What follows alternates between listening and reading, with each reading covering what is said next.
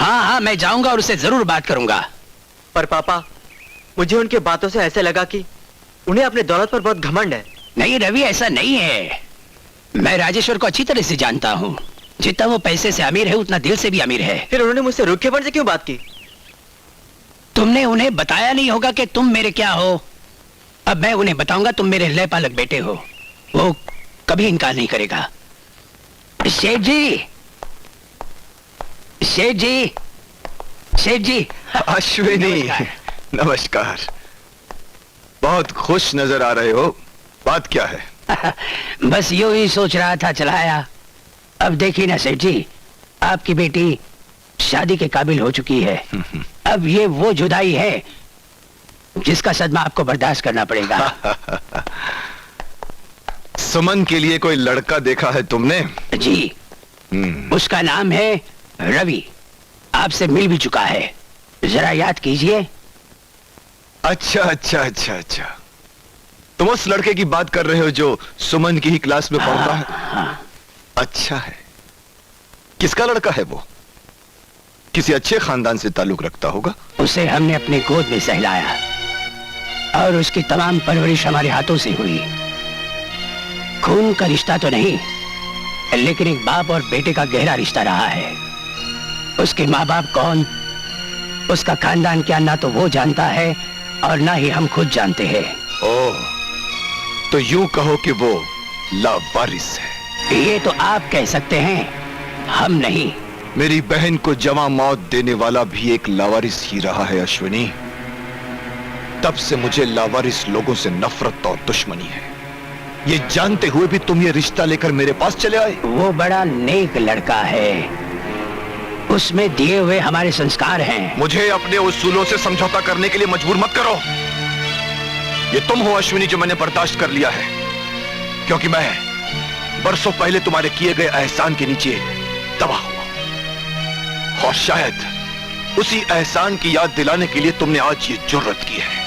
बोलो, तुम्हें उस एहसान की क्या कीमत चाहिए? कीमत? हम अमीर ना सही सेठ जी, लेकिन एहसान के सौदागर नहीं हैं। बदनसीबी के आपकी समझ पर दौलत का काला पर्दा पड़ गया है। इस अंधेरे में कुछ लोग तो रस्सी को सांप और कुछ लोग सांप को रस्सी समझ बैठते हैं। मैं किसी अंधेरे में नहीं हूं अश्विनी, बल्कि तुमने अपनी दोस्ती का भ्रम देकर आज तक मुझे अंधेरे में रखा है। हमारे बेगरज दोस्ती पर ये गलीज धब्बा मत लगाइए सेठ जी। मैं सच्चाई से पर्दा उठा रहा हूं, और सच ये है अश्विनी कि तुम्हारी नियत में खोट है, वरना 18 साल के बाद ही तुम यहां क्यों आए?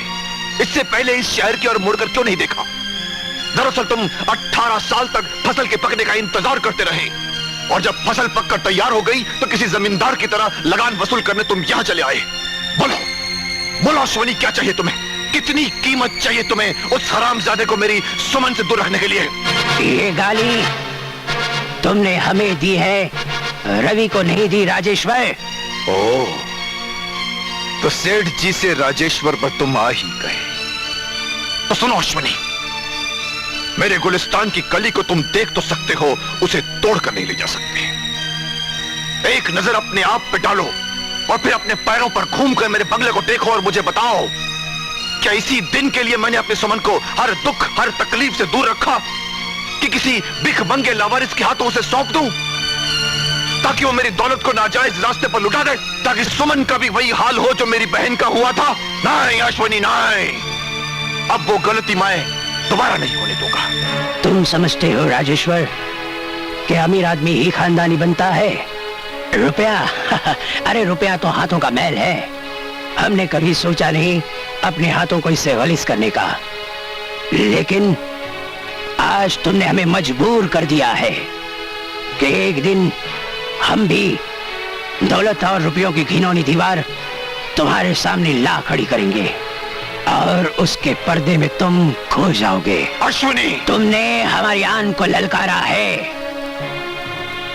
आज के बाद तुम अपनी शान को बचाने के गम में घुलते रहना। अरे तुम गरीब लोग क्या जानो कि शान क्या होती है और आन क्या होती है। वैसे भी अपनी शान को बचाने की ताकत है मुझ में। अश्विनी, तुम्हारे इरादों को मिटाकर मैं तुम्हें अपनी दौलत के आगे झुकने पर मजबूर कर दूंगा, ये मेरी जिद रहेगी। राजेश्वर, तुम्हारी ये जिद, तुम्हारी ये दौलत, तुम्हारा सब कुछ हमारे बढ़ते हुए कदमों तले रौंदा जाएगा। इंतजार करो।